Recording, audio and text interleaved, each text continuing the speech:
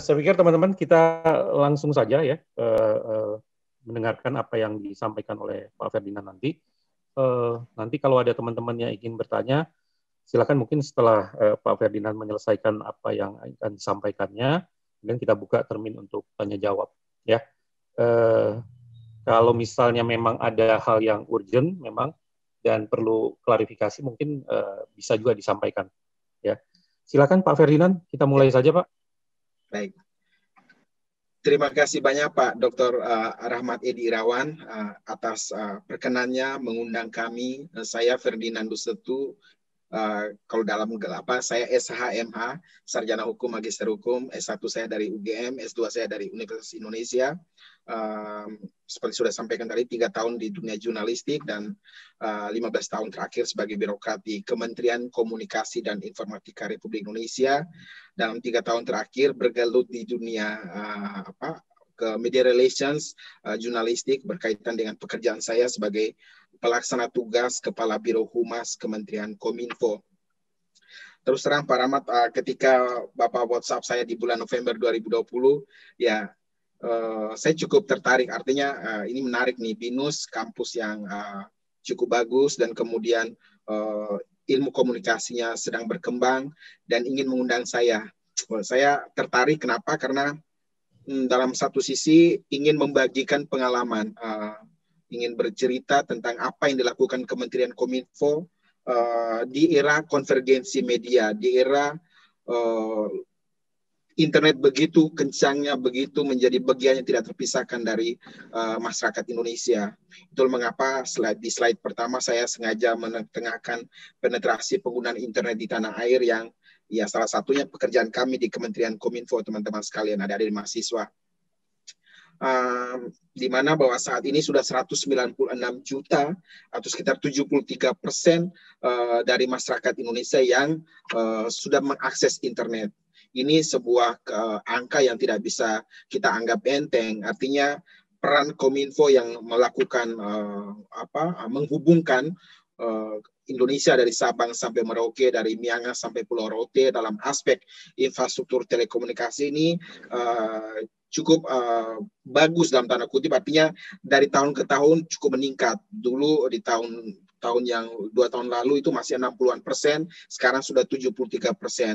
Ini memang belum ideal. Idealnya seharusnya itu 100% dari masyarakat Indonesia itu yang harus mengakses internet. Nah, kami Kementerian Kominfo dengan beragam direktorat jenderalnya, termasuk Bakti, kalau adik-adik mahasiswa kerap melihat iklan kami, Bakti, Badan Aksesibilitas Telekomunikasi dan Informasi, yang cukup intens bermedia di Metro TV, di sejumlah program, itu kami membangun akses terutama di daerah 3T untuk internet, untuk telekomunikasi. Yang harapan kami di bawah pemerintahan Pak Jokowi Maruf Amin dan menterinya Pak Joni Gerald Plate, kami harapkan setidaknya 2024 seluruh masyarakat Indonesia ini terakses internet. Tagline yang kami sedang dengungkan, yang sedang kami brandingkan di tahun ini dan tahun-tahun seterusnya adalah Indonesia terkoneksi, semakin digital semakin maju. Konteks besar dari Indonesia terkoneksi, semakin digital semakin maju ini, kalau ada lihat dalam konstruksi keseluruhan produk pers kami, baik itu siaran pers, konferensi pers, kunjungan jurnalistik yang kami lakukan sebagai seluruh komponen dari media relations, itu kami satukan dalam nafas besar tadi, transformasi digital dan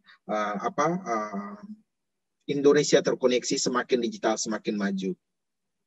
Nah, terkait dengan itu semua, di aspek yang lain di slide berikutnya saya menjelaskan betapa peran humas pemerintah, peran komunikasi publik ini jadi sangat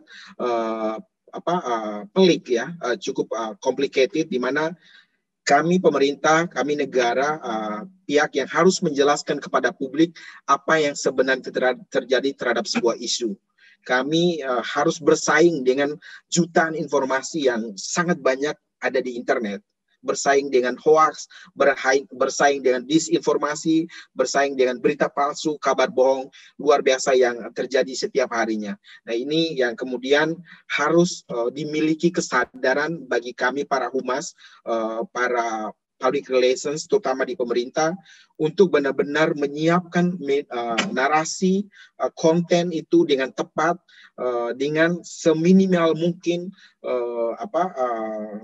kesalahan, kekeliruan yang tidak perlu, sehingga kemudian ketika sebuah konten disampaikan kepada publik melalui siaran perskah, melalui pengumuman melalui konferensi perskah, itu benar-benar tersajikan dengan baik, tanpa hoaks, tanpa kesalahan kutipan dan seterusnya, sehingga kemudian masyarakat yang menerima informasi tersebut melalui baik itu melalui media televisi, media koran, internet, itu merasa bahwa apa yang disampaikan oleh pemerintah melalui jubirnya tadi atau melalui humasnya itu adalah sebuah informasi yang valid.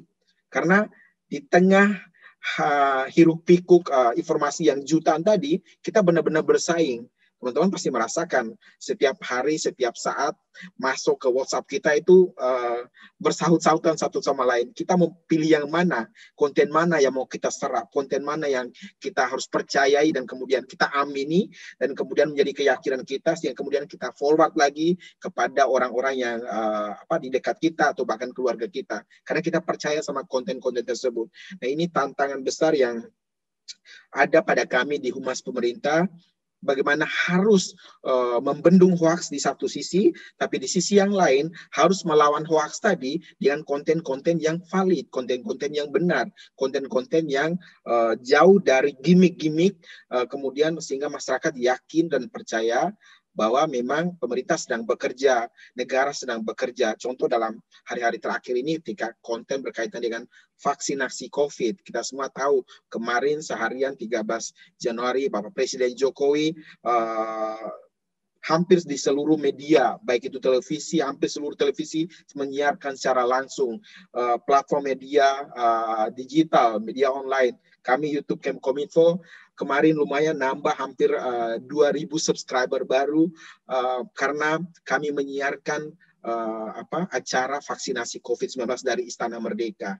Artinya bagaimana kami memahami publik. Publik benar-benar ingin tahu persis apa yang terjadi dengan proses vaksinasi. Sehingga kemudian karena kami memahami keinginan publik, tahu bahwa publik sedang ingin mendapatkan informasi-informasi yang paling pas, dari sumbernya yang terpercaya, kemudian kami minta bekerjasama dengan Sekretariat Presiden untuk ikut merelay, meskipun konten tersebut bukan aslinya konten dari Kementerian Kominfo, tapi karena kami mengetahui, menyadari bahwa konten ini penting, konten ini pasti akan diakses oleh publik, sehingga kemudian kami mengambil tindakan minta izin dari Sekretariat Presiden untuk kemudian merelay keseluruhan proses vaksinasi tadi selama 2 jam lebih. Dan kemudian dampaknya kami mendapatkan setidaknya 2.000 subscriber baru dalam sehari. Ini contoh bagaimana kita memahami situasi, kemudian mengambil tindakan berkaitan dengan media, berkaitan dengan sehingga kemudian yang kami lakukan kemarin, ada mahasiswa misalnya kami katakan dalam postingan kami di YouTube tersebut, jangan takut vaksin. Vaksinasi tidak membuat Anda menjadi titan. Ini kemudian cukup viral di TikTok, viral di Twitter, sehingga banyak orang yang masuk ke YouTube-nya Kemkominfo hanya untuk melihat komen tersebut berkait dengan titan dan seterusnya, Weibo dan seterusnya. Sehingga kemudian masyarakat yang terkait dengan gamers, gaming, dan kemudian ingin, Kominfo ini asik juga nih, adminnya asik juga. Ini contoh bagaimana di satu sisi melawan atau membendung hoaks, tapi di sisi yang lain menyiapkan konten yang positif, konten yang menarik, konten yang diinginkan publik, berasal dari sumber terpercaya. Nah, untuk melakukan itu, di slide berikutnya saya sampaikan bahwa semburan kebohongan itu luar biasa, teman-teman, adik-adik mahasiswa. Kami di Kementerian Kominfo itu menapis konten hoax itu dalam sehari bisa lebih dari 100, atau bahkan dalam konteks tertentu bisa 200-an hoax per hari. di pemilihan presiden 2019 misalnya, itu gempuran hoax, kabar bohong, berita palsu luar biasa, sehingga kemudian yang kami lakukan di pasca pemilihan presiden, yang kami lakukan adalah kemudian membendung atau bahkan sedikit melakukan pembatasan akses terhadap konten-konten internet tadi. Kami melakukan pelambatan akses ketika terjadi situasi kerusuhan di Papua misalnya. Nanti saya akan jelaskan bagaimana kami menghadapi isu tersebut, kasus tersebut yang kami pemerintah kemudian dikatakan sebagai rezim yang kemudian membelenggu kebebasan berekspresi, membelenggu kebebasan berpendapat karena kami melakukan pelambatan akses internet dalam kaitan untuk mengurangi atau bahkan menghentikan kerusuhan yang terjadi di Papua sekitar bulan September tahun 2019, 2 tahun lalu, 1,5 tahun yang lalu. Bagaimana kami melakukan media relations yang tepat, yang terukur, sehingga kemudian media publik kemudian mendapatkan informasi yang pas, sehingga tindakan pemerintah dalam melakukan pelambatan akses tadi bisa diterima sebagai sebuah yang memang harus terjadi. Itu sehingga kemudian pada akhirnya masyarakat publik memahami yang dilakukan Kominfo adalah langkah yang tepat. Pelambatan akses adalah pilihan yang pas untuk mencegah terjadi kerusuhan massal, peristiwa yang kemudian merugikan banyak orang. Nah, kemudian kita lanjut di slide berikutnya, saya sedikit menyampaikan presentasi mengenai ancaman di dunia maya. Selain hoax, ancaman di dunia maya teman-teman sekalian itu berkaitan dengan radikalisme. Kita tahu ini isu yang menarik dalam beberapa bulan terakhir ini. Kemudian organisasi seperti FPI kemudian dibekukan dalam kaitan dengan itu, kemudian dianggap bagian dari yang mempromosikan terkait dengan radikalisme dan seterusnya. Penipuan, pornografi, perjudian sara ini ancaman-ancaman yang menjadi bagian tidak terpisahkan dari ketika kita mengakses internet. Ini tantangan-tantangan yang kami hadapi setiap hari, bukan hanya sebagai birokrat, tapi terutama sebagai humas, sebagai public relations. Bagaimana mengelola itu semua dalam situasi yang sangat kompleks. Ketika informasi di media sosial, di media online, termasuk di media mainstream sekalipun, banyak informasi yang beredar yang kemudian ternyata tidaklah tepat. Ada kabar bohong dan seterusnya. Ini kemudian dikelola dengan pas, dengan terukur, sehingga kemudian menghasilkan branding pemerintah yang bekerja, negara yang tetap aktif melindungi masyarakatnya, sehingga kemudian tagline dari Presiden Jokowi dan Maruf Amin di periode yang kedua ini adalah Indonesia Maju. Nah, Indonesia Maju ini harus digambarkan dengan beragam cara. Dalam aspek kami di Kominfo, Indonesia Maju tergambarkan dengan Indonesia yang terkoneksi. Semakin digital, semakin maju. Teman-teman di perhubungan tentu saja dalam aspek Kementerian Perhubungan. Begitu pula kementerian yang lain, Kementerian Kesehatan. Indonesia sehat, Indonesia maju. Masyarakat yang sehat, masyarakat yang mewujudkan Indonesia maju. Keseluruhan tagline branding-branding besar yang kemudian dipayung sebagai Indonesia maju, itu tergambarkan dengan seluruh tindakan atau narasi yang dibangun oleh kementerian. Kami di Kominfo, misalnya kalau teman-teman adik-adik melihat bahwa keseluruhan key visual kami itu sama persis ya, biru, termasuk slide yang saya bagikan cenderung biru, itu bagian di mana bahwa kami melakukan branding bahwa Kementerian Kominfo, kementerian yang memang erat kaitannya dengan teknologi informasi, dan itu kami gambarkan dengan birunya langit, ombak dan laut dan seterusnya, sehingga kemudian keseluruhan tampilan tampilan media sosial kami itu sepenuhnya satu nada, key visual kami satu nada, warnanya biru. Sehingga kemudian yang kami harapkan masyarakat mendapatkan bahwa ketika asosiasi warna biru itu adalah asosiasi yang berkaitan dengan Kementerian Kominfo yang sedang berjuang menyatukan Indonesia terkoneksi, semakin digital, semakin maju.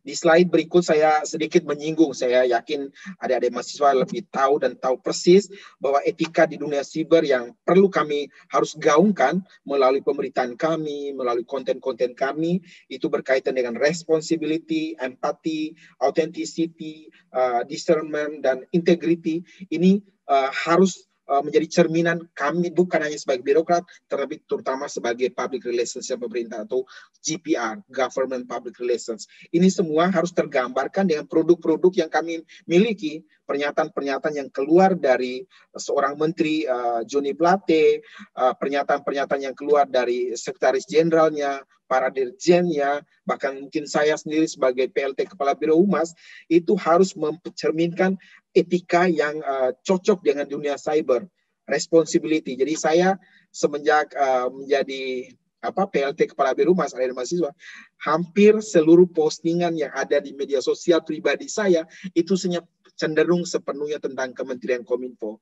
Karena saya sudah artinya ketika orang mengetahui bahwa Ferdinando Setu itu adalah memang tidak terpisahkan dari saya selaku PLT Kepala Biro Humas. Sehingga kemudian saya tidak lagi dengan mudahnya memposting konten-konten yang cenderung ke wilayah privasi saya. Itu yang saya sadari penuh. Saya ini sudah menjadi ketika saya posting konten itu saya mencerminkan Kementerian Kominfo, sehingga saya menjaga persis apa yang ada dengan konten media sosial saya. Teman-teman bisa cek sepenuhnya di media sosial saya F1, itu di Instagram, di Twitter, bahkan WhatsApp saya. Itu status-status WhatsApp itu pun dalam polesan yang memang berkaitan dengan Kementerian Kominfo. Saya selalu bilang gini Pak Rahmat, ketika saya sudah menjadi PLT Kepala Biro Humas, ya Ferdinando Setu sebagai pribadi udah nggak ada, sepenuhnya melekat karena ini berkaitan dengan pekerjaan yang harus saya lakukan untuk membranding Kementerian Kominfo sebagai kementerian yang melakukan pekerjaan besar, mewujudkan Indonesia terkoneksi, semakin digital, semakin maju. Sehingga kemudian responsibility saya, empati saya, authenticity saya, integrity saya itu nampak dari keseluruhan konten yang ada pada konten media sosial saya. Itu dari saya pribadi, tapi selebihnya dari keseluruhan postingan konten-konten yang ada di Kementerian Kominfo itu juga menggambarkan itu. Kami tidak boleh kemudian menipu atau melakukan kebohongan hanya untuk kemudian menambah followers atau menambah subscriber dari masyarakat atau dari netizen.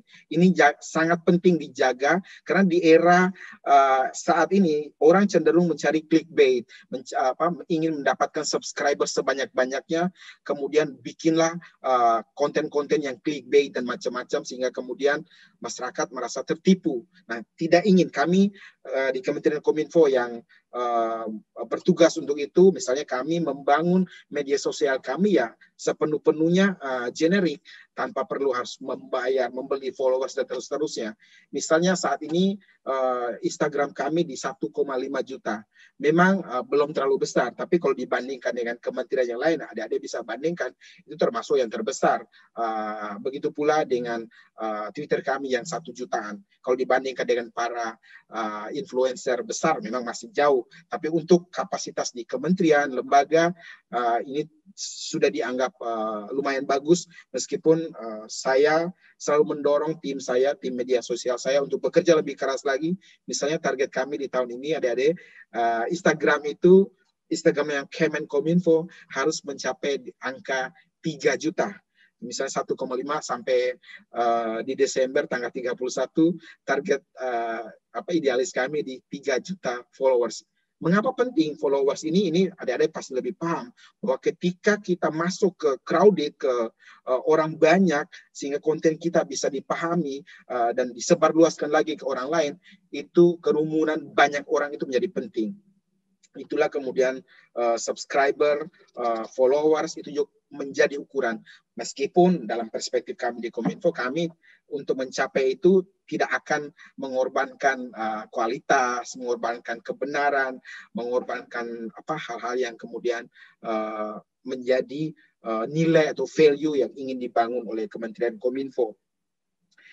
Ada mahasiswa MIK dari BINUS University, kami perlu sampaikan bahwa Biro Humas Kementerian Kominfo, ini saya masuk ke slide lagi, kami hanya berisi 53 orang untuk kemudian mengelola cukup banyak konten, cukup banyak media.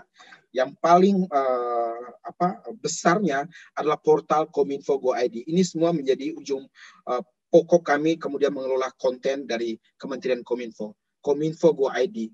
Siaran pers kami, berita kementerian, berita pemerintahan, pengumuman-pengumuman yang berkaitan dengan publik harus mengetahuinya, itu kami sajikan melalui Kominfo Go ID. Ini kunjungan per bulannya cukup besar, nanti data yang saya sajikan di slide yang saya bagikan kepada teman-teman. 53 orang beragam, hampir separuh-separuhnya, ada separuhnya PNS, separuhnya non-PNS. Ketika saya masuk ke Biro Humas di tahun 2018, di awal 2018 saya bergabung di Biro Humas, saya menyadari bahwa memang kekuatan anak-anak muda ini penting, milenials ini penting. Waktu itu saya masuk, misalnya Twitter kami masih di angka 400 ribuan, Instagram kami masih 300 ribuan, sehingga masih kecil sekali. Apa yang saya lakukan adalah kemudian merekrut anak-anak muda, lulusan-lulusan yang masih fresh graduate, karena saya ingin, istilahnya kalau saya di kantor, kami berusaha untuk tumbuh bersama. Para fresh graduate ini memang awalnya memang digaji sekitar 5 jutaan, kemudian naik terus, misalnya kemudian sampai di angka 7,5 jutaan, yang kemudian di kantor ini teman-teman, kalau dibandingkan dengan non-ASN dari biro-biro yang lain atau dari satker yang lain, kami yang paling progresif dalam upaya memberikan honor atau gaji yang pas untuk non-ASN ini. Karena kami menyadari kalau kasih gaji yang tidak tepat atau kurang pas, bagaimana mungkin bisa meng-hire seorang infografis atau desain infografis yang baik, atau kemudian video editor yang baik. Tidak mungkin 4,4 juta yang teman-teman di kementerian, di satker yang lain di Kominfo, itu gajinya 4,4 juta. Saya bilang, saya ngambil tindakan yang kemudian dengan berbagai cara, kemudian teman-teman tadi saat ini sudah lebih dari 15 orang yang saya rekrut sejak tahun 2018 akhir, 2019, 2020, dan sekarang 2021. 15 orang yang saya rekrut menggunakan konsep itu. Karena saya perlu tim yang kuat, tim yang solid untuk branding tadi, untuk kemudian menggolkan ide-ide besar kami, branding Kementerian Kominfo yang dengan visi misi yang sangat besar tadi, Indonesia terkoneksi, semakin digital, semakin maju, dengan beragam konten. Pertama tadi portal Kominfo Go ID teman-teman, kemudian selain itu kan punya majalah Kominfo Next, ini majalah bulanan. Saya 2018 merancangnya, terbit perdana di 2019 Januari sampai sekarang, setiap bulannya rutin, sudah 24 edisi, sekarang sedang persiapan edisi ke-25. Ini dikerjakan sendiri oleh seluruh tim saya, termasuk desainnya sepenuhnya oleh anak-anak muda tadi yang non-ASN tadi, yang kami rekrut khusus tadi.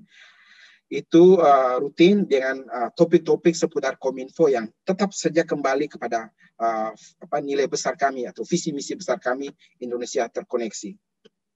Kemudian ini di portal Kominfo Go ID tadi contoh yang saya sajikan di slide saya, ya bisa sampai 3 jutaan di April 2020 misalnya, itu cukup besar untuk kategori portalnya kementerian ya. Beda sama portal-portal Detik atau Kompas atau Kumparan yang memang sangat besar. Tapi untuk kategori kementerian ini kalau dicek ini cukup besar dibandingkan kementerian-kementerian lain. Untuk produk liputan ini juga sangat beragam, siaran pers, konferensi pers, kemudian kunjungan jurnalistik kami terus lakukan. Produk liputan tahun 2020 ini yang tercatat ini misalnya live streaming untuk kegiatan-kegiatan besar yang dilakukan oleh Biro Humas ini ada 7, karena ini kenapa agak sedikit, karena ada kegiatan-kegiatan yang kami kategorikan sebagai kategori pejabat Kominfo, kemudian galeri video, ada informasi terkait hoax, ada artikel, ada GPR dan seterusnya. Total konten yang dibuat oleh tim saya tadi 53 orang tadi di tahun 2020 itu sebanyak 12.811 konten. Artinya cukup besar dengan sumber daya yang 53 orang tadi, dengan beragam platform yang kami miliki. Kami punya TikTok juga, teman-teman. Kalau yang di sini banyak TikTokers, itu kami juga bermain TikTok, meskipun ya followers kami belum banyak, tapi kami ingin masuk ke seluruh platform dan pastikan bahwa pemerintah atau negara itu tidak pilih kasih terhadap platform. Platform yang diinginkan atau dijalankan atau dilakukan oleh publik, ya kami harus masuk. Kami punya Twitter, Instagram, YouTube, Facebook, TikTok pun harus, itu yang kami lakukan. Yang terkait dengan media relations, yang paling penting juga adalah konferensi pers. Konferensi pers ini memang konten-konten besar atau narasi-narasi besar yang ingin kami sampaikan segera melalui terutama melalui narasumber yang paling valid atau yang valid. Misalnya Menteri Komunikasi dan Informatika Pak Joni Gerald Plate, dan kemudian di layer keduanya para dirjen, Direktur Jenderal di Kementerian Kominfo, kami ada Dirjen SDPPI terkait dengan sumber daya perangkat pos dan informatika, ada Dirjen Penyelenggaraan Pos dan Informatika yang terkait dengan telekomunikasi, pos, penyiaran, kemudian Direktur Jenderal Aplikasi Informatika berkaitan dengan cyber, undang-undang IT, konten-konten yang kemudian menapis konten itu masuk di Aptika, dan Dirjen yang keempat, Dirjen Informasi dan Komunikasi Publik. Ini Dirjen yang menjadi konduktor atau dirigen atas isu-isu narasi komunikasi publik antar kementerian lembaga, bahkan pemerintah daerah. Selain itu, di slide saya menunjukkan adanya apresiasi kepada jurnalis. Nah, karena saya jurnalis sekian tahun, ketika saya masuk bergabung dengan Biro Humas, saya merasa, loh, kok Kominfo belum punya semacam ajang pemberian penghargaan kepada jurnalis. Saya kemudian berbicara dengan tim saya, kita harus bikin sebuah anugerah, sebuah apresiasi kepada para jurnalis. Sehingga kemudian saya bergabung di 2018 Oktober itu sudah yang pertama. Jadi kami sudah menggelar anugerah jurnalistik 3 kali, 2018, 2019, dan 2020 di tahun yang lalu. Di tahun 2020 misalnya yang kami angkat berkaitan dengan bangkit dari pandemi COVID, lebih dari 2.000 karya yang masuk, dan dewan juri yang kami ajak untuk bergabung untuk menilai karya-karya para jurnalis ini bukan abal-abal ya. Kami memilih para pemimpin redaksi senior yang contohnya Pak Primus Dorimulu dari Investor Daily, kemudian fotografer misalnya untuk kategori foto kami misalnya memilih Agus Susanto dari Harian Kompas, kemudian misalnya di tahun lalu kami mengajak juga Helmi Yahya dari TVRI untuk menjadi dewan juri untuk menunjukkan bahwa ini ajang apresiasi yang bonafit, yang besar, yang grande, yang memang layak untuk diikuti oleh para jurnalis. Karena saya menyadari bahwa ketika memberikan apresiasi kepada media, kepada jurnalis, itu harus dilakukan tidak boleh sederhana. Makanya hadiah yang kami berikan itu 175 juta, cukup besar untuk kategori anugerah jurnalistik. Juara pertama Permas. Jadi kami ada kategori liputan media cetak, liputan media online, liputan TV, liputan radio, dan foto jurnalistik. Masing-masing kategori itu juara pertamanya dikasih hadiah 20 juta, juara kedua 10 juta, juara ketiga 5 juta, total 175 juta. Ini bagi para jurnalis yang ketika mendapatkan juara pertama misalnya di kategori tadi, itu lumayanlah 20 juta itu. Artinya kenapa kami punya pandangan bahwa apresiasi kepada jurnalis, kepada media, kepada wartawan terutama, ini penting untuk memberikan bahwa mereka menjalankan peran yang luar biasa, menjaga, mengawal demokrasi dalam aspek memberitakan kabar baik, juga mengkritik pemerintah bila perlu melalui pemberitaan, melalui media, melalui konten yang ada pada medianya. Itu makanya perlu diganjar dengan apresiasi yang layak. Terkait dengan apresiasi ini, teman-teman, saya juga perlu sampaikan bahwa ketika saya bergabung dengan Biro Humas di tahun 2018, tim saya melaporkan bahwa di Kominfo cukup banyak wartawan abal-abal yang ikut-ikutan datang ketika diundang untuk konferensi pers dengan berharap akan ada amplop 100-200 ribu. diberikan kepada para wartawan ini, wartawan tanpa surat kabar lah kalau dikatakan istilahnya, kalau teman-teman tahu WTS dan macam wartawan tanpa surat kabar. Nanti kita bisa elaborasi soal ini. Saya ketika masuk di Biro Humas, saya bilang ini tidak benar. Praktik memberikan amplop, memberikan uang kepada para jurnalis adalah praktik yang keliru. Sehingga kemudian sejak hari pertama saya di Biro Humas, itu praktik itu langsung di-cut. Perlahan-lahan teman-teman yang tadi suka nongkrong di Kominfo tapi tanpa koran, tanpa media tadi, perlahan-lahan hilang. Mereka buat apa datang ke Kominfo atau mereka tidak akan mendapatkan amplop. Sehingga kemudian yang kami bina seterusnya pada akhirnya adalah wartawan atau para jurnalis yang memang punya media besar seperti Kompas, Suara Pembaruan, Investor Daily, ya, Bisnis Indonesia, Media Indonesia dan lain-lain. Itu jelas sangat mendukung kami dalam aspek kemudian katakan tidak pada amplop, katakan tidak pada wartawan yang masih meminta amplop atau uang. Ini poin penting adalah kemudian ketika kita tutup tadi dalam aspek amplop, ya kita berikan apresiasi dalam bentuk yang lain, yaitu tadi anugerah jurnalis di Kominfo, atau kadang-kadang kami bahkan mengundang misalnya teman-teman jurnalis untuk ikut menulis di Kominfo, di majalah Kominfo, dan kemudian tulisan mereka ya diganjar dengan honor karena memang tulisan masuk ke media kita. Itu contoh-contoh memberikan apresiasi kepada jurnalis tanpa harus dikasih amplop. Salah satu tugas yang lain dari media relations yang dilakukan pada umumnya, termasuk yang kami lakukan, yaitu memonitor isu pemberitaan di media. Ini penting supaya kita tahu tone pemberitaan terhadap Kominfo ini seberapa positifkah, seberapa negatifkah, atau hanya netral. Ini setiap hari tim monitoring media kami itu memantau isu yang berkaitan dengan pernyataan Pak Menteri, pernyataan Pak Dirjen, yang misalnya kami terbitkan di satu hari yang lalu. Misalnya di hari Senin kemarin ada 2 siaran pers yang kami sajikan kepada publik berkaitan dengan, pertama, siaran pers Menkominfo berkunjung ke Puskesmas Jurang Mangu di Tangerang Selatan berkaitan dengan pengecekan sistem informasi satu data vaksinasi COVID-19. Itu di pukul 2 siang atau 3 sore, kemudian di jam 5 sorenya Menkominfo bersama Menkes menandatangani peraturan bersama Menkes dan Menkominfo berkaitan dengan satu data vaksinasi tadi. Nah, 2 siaran pers itu kemudian di hari berikutnya itu dicek tone-nya, semangatnya, apakah publik kemudian meresponsnya secara positif atau seperti apa melalui monitoring isu, monitoring media yang kami lakukan.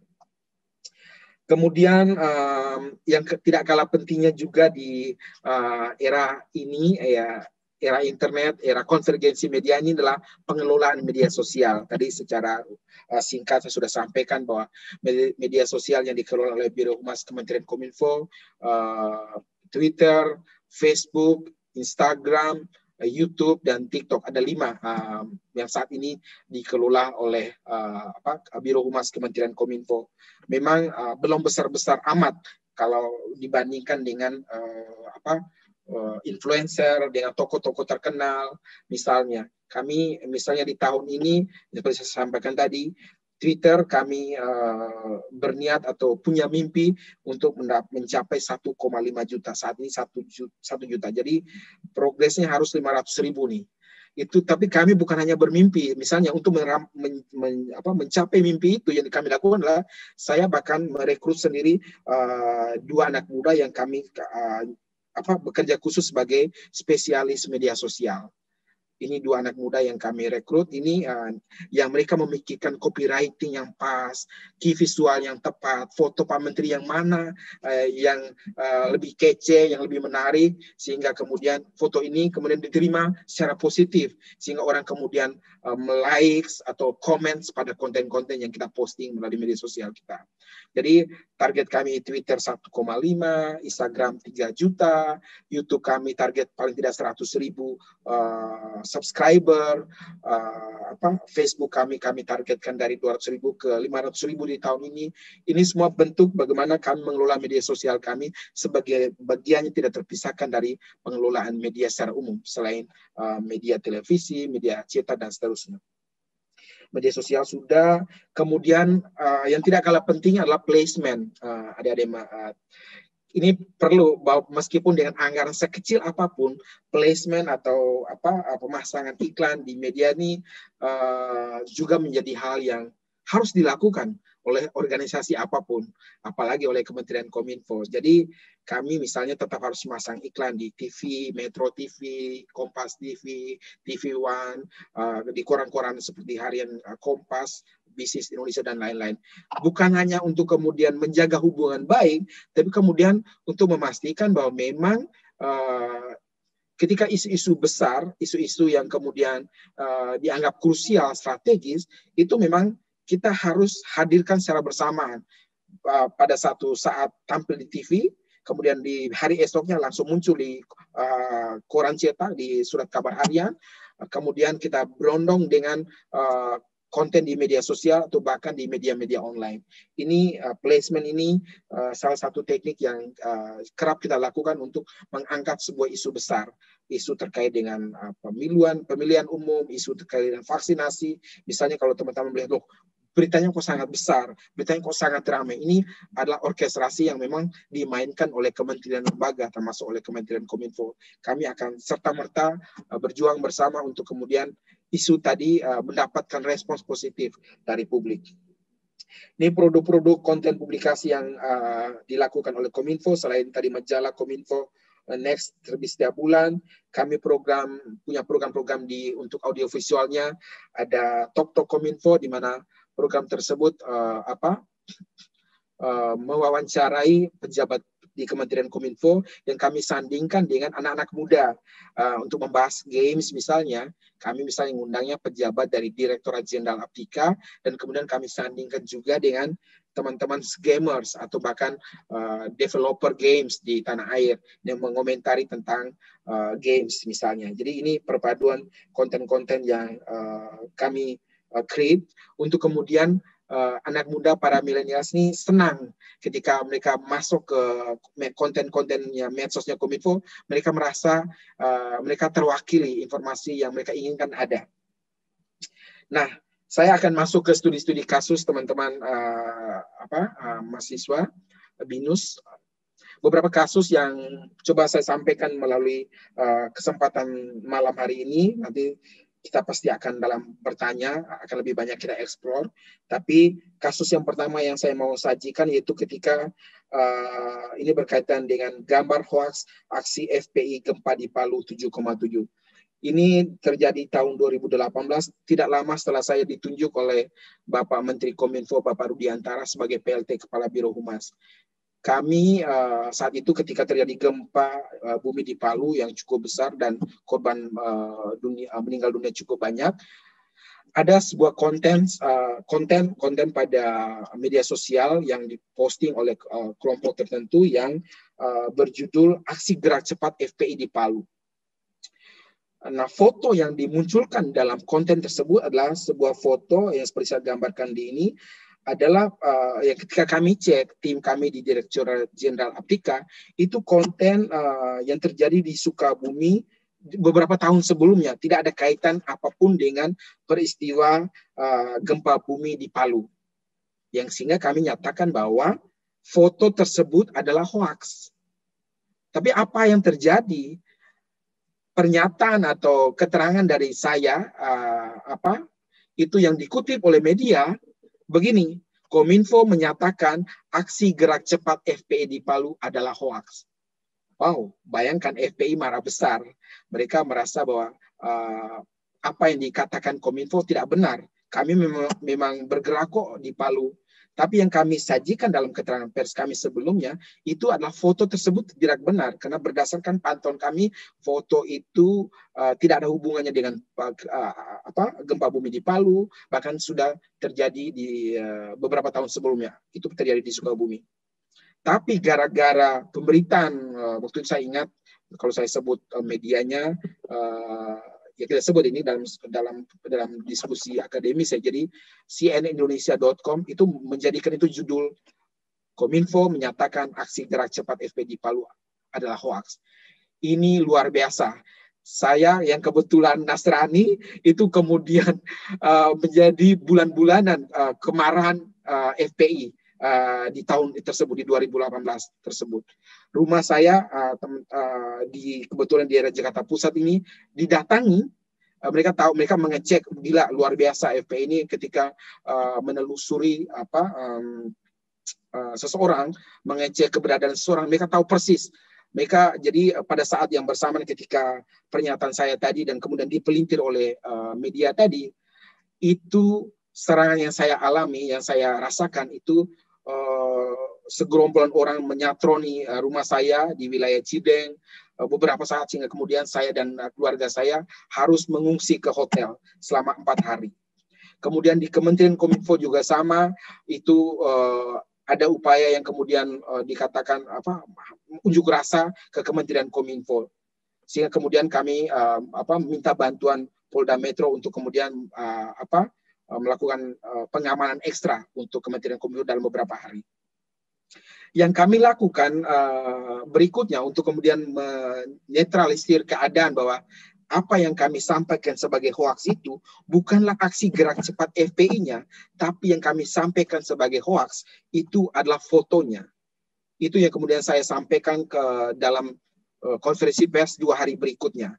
Meskipun dalam ketakutan yang luar biasa, teman-teman, saya membayangkan karena saya kebetulan Nasrani, kemudian seakan-akan saya yang Nasrani ini itu kemudian memusuhi FPI dengan pernyataan saya. Padahal pada pernyataan saya itu berkaitan dengan pernyataan institusi yang menyatakan foto tadi adalah tidak benar, itu bukan sebuah fakta. Foto terjadi di Sukabumi tahun 2015, sedangkan peristiwa yang tersebut terjadi di Palu 2018. Ini yang kemudian salah pemahaman dan kemudian dipelintir oleh media menjadi sebuah isu.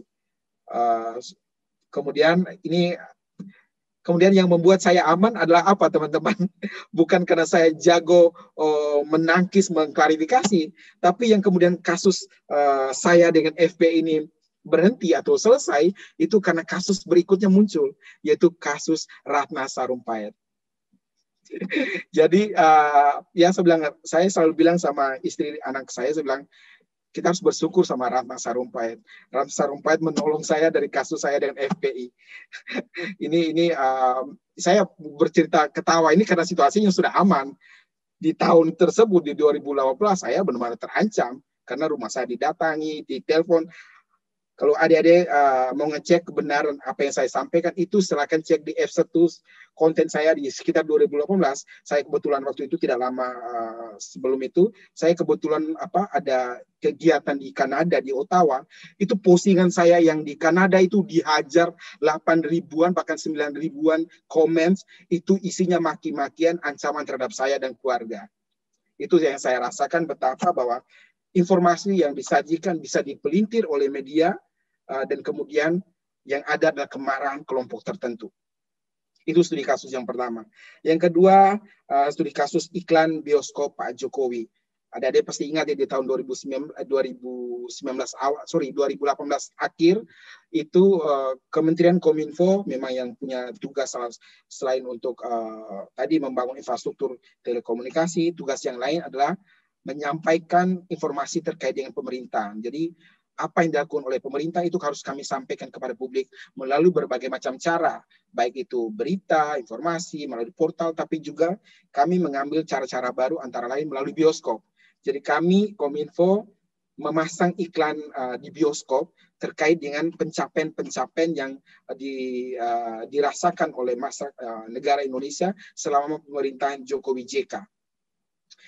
Yang kami hadapi saat itu juga tidak lama setelah saya ditunjuk sebagai PLT, saya benar-benar 1 minggu atau 2 minggu, publik belum tahu siapa saya. Yang saya lakukan saat itu, saya merekam. Jadi saya minta petugas di Biro Humas untuk men-taping saya. Saya nyatakan taping saya di depan kantor Kominfo. Saya sampaikan begini, selamat sore waktu itu. Saya Ferdinand Dusetu, PLT Kepala Biro Humas Kementerian Komunikasi dan Informatika, dengan ini menyampaikan beberapa hal berkaitan dengan kontroversi atau pemberitaan pro dan kontra berkaitan dengan iklan Presiden Jokowi di bioskop. Saya sampaikan bahwa iklan tersebut bukan bagian dari kampanye Presiden Jokowi yang kebetulan ikut dalam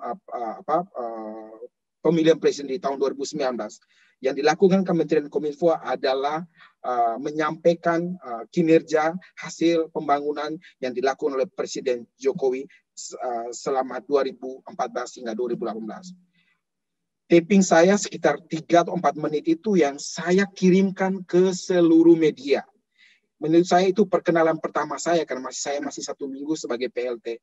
Sehingga kemudian teman-teman media tahu, ternyata Kominfo sudah punya kepala Biro Humas dalam hal ini PLT baru, yaitu Ferdinand Dusetu. Sekaligus perkenalan, sekaligus menangkis isu tentang iklan bioskop tersebut. Ini cukup dalam tanda kutip berhasil yang kami lihat bahwa isu tersebut kemudian mereda. Karena kemudian yang kami bangun bahwa yang dilakukan oleh Kominfo itu bukan mengkampanyekan Pak Jokowi, tapi kemudian memang tugasnya menyampaikan informasi pembangunan yang telah dilakukan oleh Bapak Presiden. Studi kasus yang ketiga, ini juga berkaitan dengan siapa yang gaji kamu. Ingat ya teman-teman, di tahun 2019 saya sekaligus ketua panitia dari pertemuan akbar dari Kementerian Kominfo. Jadi seluruh pegawai Kominfo itu berkumpul selalu di awal tahun. Jadi di tahun 2019 bulan Januari kami berkumpul di Senayan. Itu hampir 2.000 lebih pegawai berkumpul, dan kami juga pada saat itu Pak Rudiantara, Menkominfo kami, ingin bertanya langsung kepada pegawai yang kebetulan 2.000 lebih yang datang di Senayan. Saat itu belum COVID ya, jadi 2.000 orang berkumpul masih aman, masih nggak ada isu. Ingin menanyakan kepada pegawai Kominfo, desain mana, desain 1 atau desain 2 yang berkait. Kami ingin memoles tampilan gedung Kominfo. Jadi Kominfo ini, adik-adik sekalian, kalau datang ke Merdeka Barat 9, kantor Kominfo, itu akan ada banner besar di kantor kami yang akan kami ganti setiap dengan agenda besarnya bangsa berkaitan dengan ASEAN Games. Itu kami pasang banner berkaitan dengan ASEAN Games. Berkaitan dengan Pilpres, kami pasang dukungan dalam hal penyelenggaraan Pilpres yang adil, jurdil, dan seterusnya. Begitu pula dengan vaksinasi, dengan COVID, kami juga sajikan banner tersebut. Nah, momen saat itu Pak Rudiantara bertanya kepada para ASN Kominfo yang berkumpul, desain 1 kah atau desain 2 kah yang dipilih? Dilalanya beberapa pegawai memilih desain 1 dan pegawai yang lain memilih desain 2. Dipanggillah oleh Pak Rudiantara ke atas panggung dari 2 pegawai tadi, pegawai yang memilih desain 1 dan pegawai yang memilih desain nomor 2. Pegawai yang memilih desain 1 ketika ditanya, mengapa Anda memilih desain 1? Saya memilih desain 1 karena warnanya lebih terang, lebih bersih, jernih. Tapi ketika ditanya kepada pegawai yang memilih desain nomor 2, lucunya pegawai ini apakah karena mungkin terprovokasi oleh situasi saat itu yang menjelang Pilpres, ditanya, dijawab yang begini, saya memilih desain saya memilih nomor 2 karena nomor 2 ini visi misinya jelas, cocok untuk menjadi presiden dan wakil presiden Indonesia. Jadi dia mengkaitkan dengan pemilihan presiden.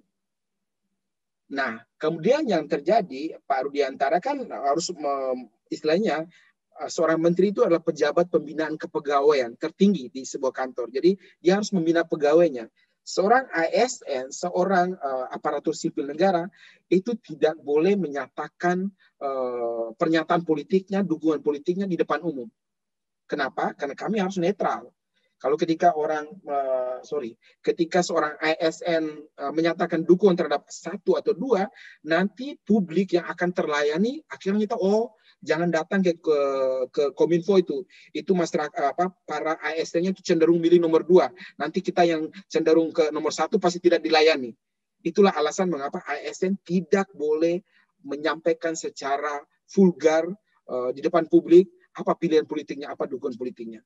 Sehingga kemudian pernyataan dari Pak Rudiantara setelah itu, ibu, siapa yang gaji ibu? Yang gaji ibu adalah negara, ibu harus netral, tidak boleh menyatakan. Tapi yang terjadi karena situasi panas jelang Pilpres, yang digoreng-goreng oleh media, siapa yang gaji kamu? Pak Rudiantara dinyatakan di dalam berita-berita tersebut dinilai melakukan kampanye dukungan terhadap nomor 1, karena yang ditanya ini karena dianggap yang ditanyain adalah pendukung nomor 2. Padahal dalam kapasitas siapa yang gaji kamu yang dimaksudkan oleh Pak Rudiantara ada dalam konteks jangan sampai ASN Kominfo menyampaikan kepada publik dukungan politiknya. Nah, kasus ini lumayan ramai dibincangkan, dibahas oleh hampir seluruh TV. Yang saya lakukan adalah karena hubungan baik dengan media tadi, saya datang ke setiap televisi. Jadi ketika tanggal 30 Januari di tanggal 1 setelahnya itu saya saya hadir di TV One, di Kompas TV, di Metro TV, di CNN Indonesia untuk menjelaskan duduk perkaranya. Sehingga kemudian masyarakat tidak salah mengartikan apa maksud dari pernyataan siapa yang gaji kamu dari seorang Menteri Rudiantara. Clear, masalah yang kemudian terselesaikan bahkan oleh Badan Pengawas Pemilu Bawaslu. Pernyataan tersebut dilaporkan oleh kelompok tertentu dianggap sebagai kampanye pro nomor 1, itu tidak benar sehingga laporan tersebut gugur, ditolak oleh Bawaslu. Itu studi kasus yang ketiga. Yang keempat, yang terakhir adalah pembatasan media sosial pada peristiwa Papua. Waktu itu kita sama-sama tahu di tahun 2019 itu setelah pemilihan presiden, situasi juga belum aman. Kemudian ada kasus di Malang kalau tidak salah, itu pernyataan yang berkaitan dengan monyet misalnya itu muncul, kemudian terjadi kerusuhan besar di Papua, di awal di Malang, di beberapa kota di Jawa, kemudian terjadi di Papua. Nah, di Papua itu waktu itu yang terjadi adalah beberapa kota itu sudah ada bakar-bakaran, aksi yang cukup karena masyarakat Papua merasa pernyataan tadi rasis, keluar kan bahwa mengatakan berkaitan dengan tadi Mangki tadi. Yang dilakukan Kominfo saat itu adalah kemudian melakukan pelambatan akses.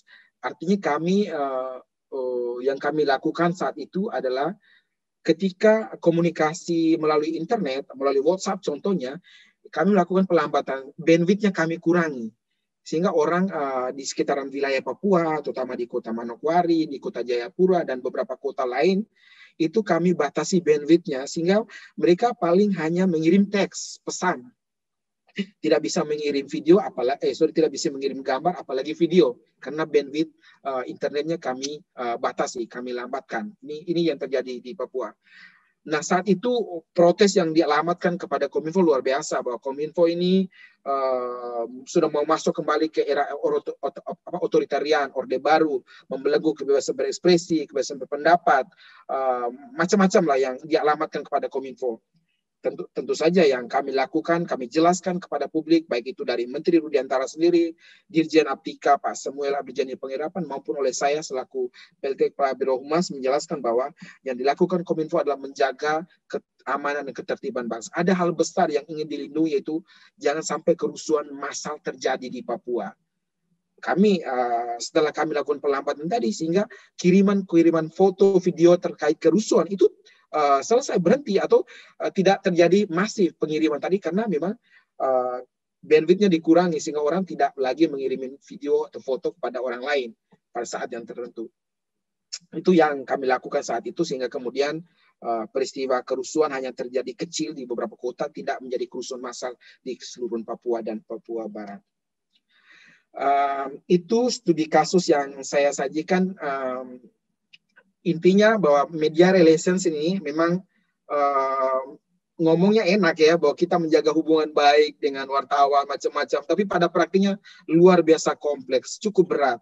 Hal-hal ringan yang saya lakukan selain yang saya sajikan melalui presentasi saya, misalnya ketika wartawan menikah, atau wartawan-wartawan yang ngepost di Kominfo, itu saya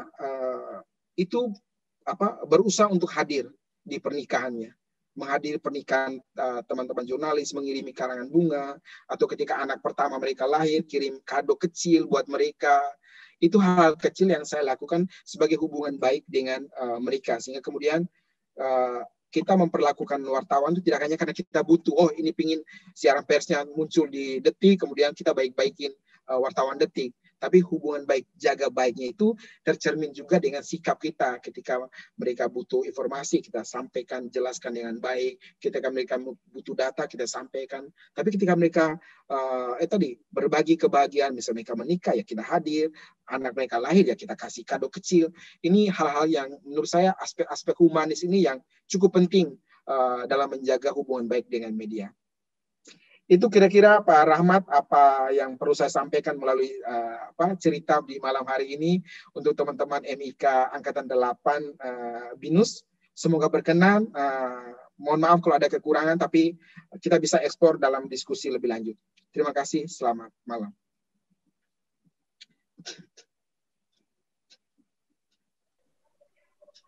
Selamat malam, Pak Firandus. Saya Irmawan Rahyadi, Pak. Maaf, Pak Irmawan, salam kenal Pak. Selamat malam Bapak. Pak Ray mungkin sedang saya ambil alih Pak Fernandes. Silakan Pak Irmawan. Terima kasih atas presentasinya. Rekan-rekan mahasiswa sekalian, silakan ya. Tadi sudah banyak sekali. Kita kemarin kuliah sebelum ini Pak Fernandes kita berbicara soal internet media. Jadi pas banget nih dengan Pak Fernandes tadi sampaikan, terus yang kill switch internet yang di Papua, terus Pak Fernandes tadi memaparkan juga soal follower di Instagram. Kita kemarin bahas, dan sekarang sudah ada langsung di depan praktisinya ini loh, masih para mahasiswa sekalian. Praktisi yang memang sehari-hari, bahkan besok juga ini sudah langsung berjibaku nih dengan media-media semua. Gitu. Jadi silakan langsung pada beliau saya berikan kesempatan. Pertanyaan, terus kita akan diskusi. Silakan, siapa duluan?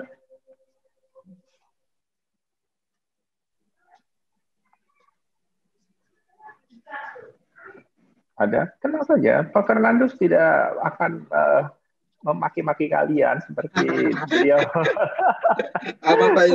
maki-maki penyebar hoax itu ya Pak Fernandus. Oh, aman. Ini aman dalam akademis, kita nggak akan ada tindak pidana ini.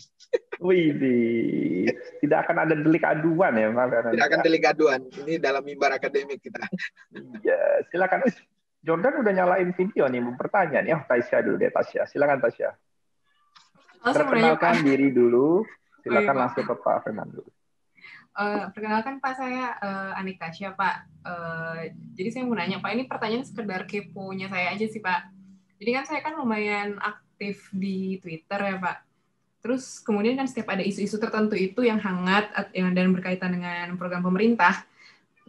Tadi saya juga lihat kan di PPT-nya tuh ada di bagian-bagian awal tuh mengenai bagaimana pemerintah itu dan Kominfo mengurangi persepsi dan hoax di kalangan masyarakat. Nah, jadi setiap ada isu-isu tertentu yang hangat dan berkaitan dengan pemerintah, saya tuh sering lihat ada banyak sekali akun-akun yang menyuarakan pesan-pesan yang serupa gitu. Beberapa mungkin kesannya agak kayak copy-paste gitu.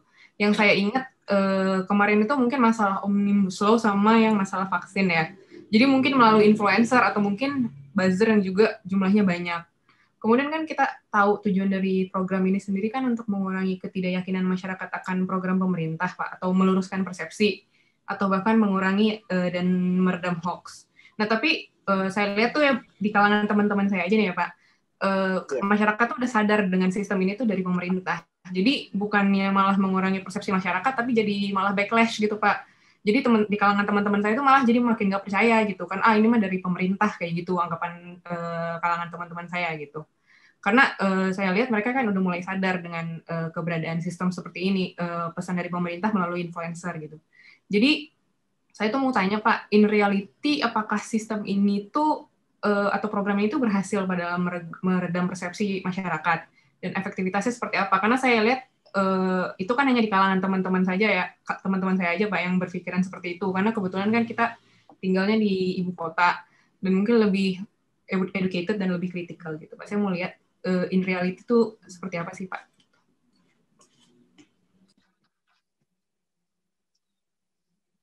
Terima kasih Tasya. Ada lagi atau mau langsung saja dulu ya? Silakan deh Pak Fernandus, lagi yang lainnya mempersiapkan pertanyaan. Mempersiapkan, mengajukan pertanyaan kepada pejabat pemerintah itu susah loh Pak Fernandus. Jadi saya berikan mereka waktu mengendapkan informasi yang berharga itu gitu loh Pak Fernandus. Silakan Pak Fernandus langsung dijawab pertanyaan dari Tasya. Baik Pak Hermawan, Mbak Anik Tasya, thank you atas pertanyaan seperti ini tadi, cukup menyimak ya. Semoga apa yang disampaikan ini pas dan terkait pertanyaan bahwa apakah peran dari influencer yang dalam tanda kutip diajak oleh pemerintah tadi untuk mendengungkan, mengekokan atau mengamplifikasi program pemerintah misalnya vaksinasi macam-macam itu, apakah berhasil atau malah backflash ya, atau bahkan kontraproduksi ya. Dalam beberapa hal, kalau saya jujur, memang dalam beberapa isu itu kadang-kadang tidak mencapai target. Misalnya ketika dalam contoh yang paling mutakhir ya, ketika Kemenkes dan KPCPEN misalnya mengajak siapa kemarin yang untuk ikut di vaksinasi, dan ternyata yang bersangkutan bukan menunjukkan sebagai influencer yang baik, yang patuh sama protokol kesehatan. Habis divaksinasi, yang bersangkutan misalnya berkumpul sama orang-orang tanpa masker dan lain-lain. Ini memang pura-pura aja tuh Pak Fernandus. Mereka pura-pura tidak sering melihat itu, tidak sering pura-pura melihat. Pura-pura tidak tahu siapa nama toko yang saya maksudkan ya. Padahal tahu itu partinya di mana tempatnya Pak Fernandus. Benar Pak, silakan dilanjutkan. Siapa Pak? Jadi itu artinya memang Mbak Tasya, tidak semua yang kemudian diajak oleh pemerintah itu berhasil ya. Niatnya pingin berhasil ya, niatnya pingin bahwa orang-orang sekaliber tadi selebritis tadi diharapkan dengan YouTube-nya yang banyak followersnya, Instagram-nya yang banyak followersnya, sehingga ketika dia menyampaikan pesan tentang vaksinasi ini diharapkan didengar, diharapkan dia saja ikut, kenapa saya mestinya ikut dengan dia untuk mensukseskan vaksinasi COVID-19. Tapi ternyata ya yang terjadi adalah seperti itu. Pilihan-pilihan kami menentukan influencer mana atau toko mana yang kemudian diajak bergabung itu kadang-kadang meleset. Itu kita harus jujur ya. Itu fakta yang terjadi. Tapi di isu-isu yang lain itu kadang-kadang pas, kadang-kadang cocok, klop. Dan yang dimaksudkan dengan influencer nih teman-teman sekalian, kadang-kadang toko-toko publik tadi kadang-kadang memang tidak diajak secara langsung ya, tapi mereka melakukan itu dengan kesadaran sendiri. Jadi mereka memang pada dasarnya memang pro atau memang mendukung kebijakan tersebut, sehingga dengan kesadaran dirinya ikut menggaungkan, ikut mengamplifikasi konten tadi yang misalnya semulanya disajikan oleh Bapak Presiden Jokowi melalui akun pribadinya atau juga melalui istana, melalui akun Setnek atau Setkap, itu dengan serta-merta oleh tokoh-tokoh yang punya pengaruh tadi, karena kesadaran pribadinya ikut menggaungkan itu. Ini yang sering terjadi, tapi publik tetap melihat, wah ini pasti bayaran ini pasti dibayar, dikasih duit macam-macam nih oleh negara nih, oleh pemerintah. Saya terus terang bahwa tidak semua influencer yang berbagi atau menggaungkan informasi pemerintah itu dibayar. Itu tidak semua. Bahkan lebih banyak yang memang melakukan itu atas kesadaran sendiri. Itu untuk menjawab Tasya ya. Saya harus jujur bahwa tidak semua yang kami ajak, yang kami kolaborasi dengan influencer itu tidak sepenuhnya berhasil mencapai target yang diinginkan. Kemudian itu terjadi di kota-kota besar yang Mbak Tasya, kami perlu sampaikan bahwa Kominfo ketika menyasar masyarakat pedesaan, masyarakat di Jawa, di masyarakat kecil yang mereka lebih senang menonton melalui wayang. Kami misalnya di Kominfo itu melakukan pertunjukan rakyat, pertunjukan rakyat dengan pesan-pesan yang ingin kita sampaikan tentang vaksinasi, tentang 3M, dan lain-lain.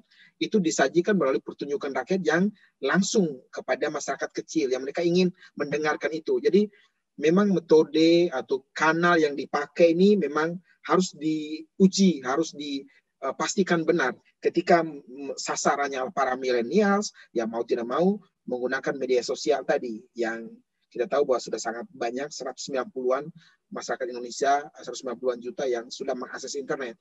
Tapi ketika masyarakat-masyarakat di daerah kecil, daerah desa misalnya, mereka ya cukup melalui pertunjukan rakyat yang disajikan secara menarik, dan kemudian ditambahin dengan pesan-pesan pemerintah, itu kami lakukan juga. Demikian kira-kira Mbak Tasya. Oke Pak, terima kasih Pak. Sudah cukup?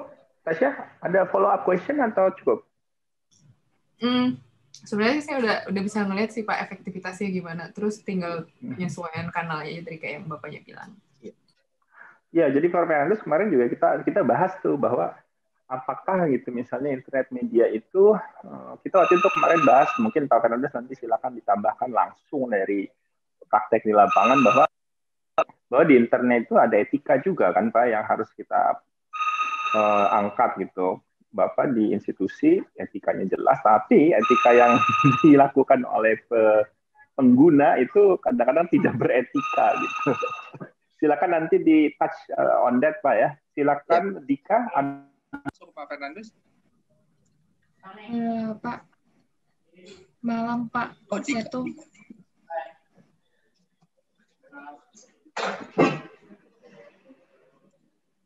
Halo. Siapa dulu nih, Dika atau Gabriela? Debbie? Saya dulu deh, Pak. Oke, silakan langsung diperkenalkan diri ke Pak Fernandus. Silakan Pak. Silakan. Oke, Pak. Perkenalkan, saya Gaby. Pengen nanya sih, Pak. Ini pertanyaan simple tapi big problem. Jadi gimana caranya untuk memerangi hoax yang yang ada di kalangan ibu-ibu di WA, Pak? Soalnya tuh susah banget, Pak. Dia bilang itu nggak benar, tapi tetap aja mereka masih percaya akan hal-hal itu. Terima kasih, Pak. Wow, pertanyaan tuh wow banget nih Pak Fernandus nih.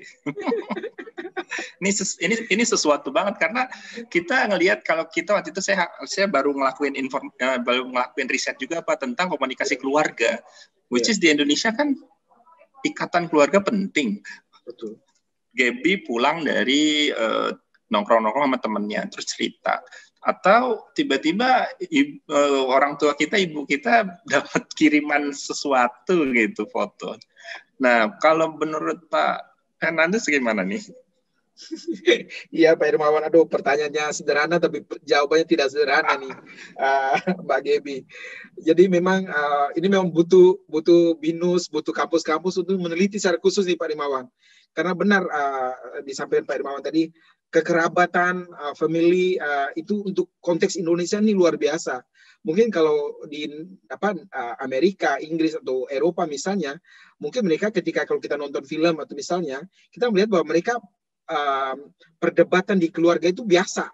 Artinya seorang anak argumen dengan orang tuanya itu ternyata hampir seperti alami, kelihatan naturalnya itu. Tapi kalau di Indonesia ketika kita membantah omongan bapak, mama, terutama mama yang melahirkan kita, itu terkesannya kayak durhaka, berdosa.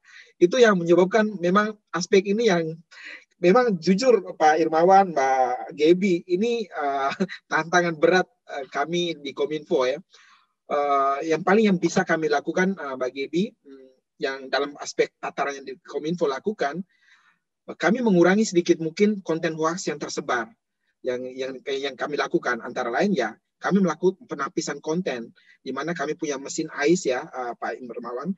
Jadi mesin AIS yang bekerja 24 jam, 7 hari seminggu, ada 100 orang tim bekerja dengan mesin, tapi juga didukung oleh anak-anak muda yang melototin konten, memverifikasi konten, apakah konten yang tadi sudah dikategorikan oleh mesin sebagai hoax, itu benar hoax. Kami klarifikasi misalnya, kami tanyakan lagi kepada kementerian lembaga terkait yang memang membidangi isu yang berkaitan dengan konten tadi.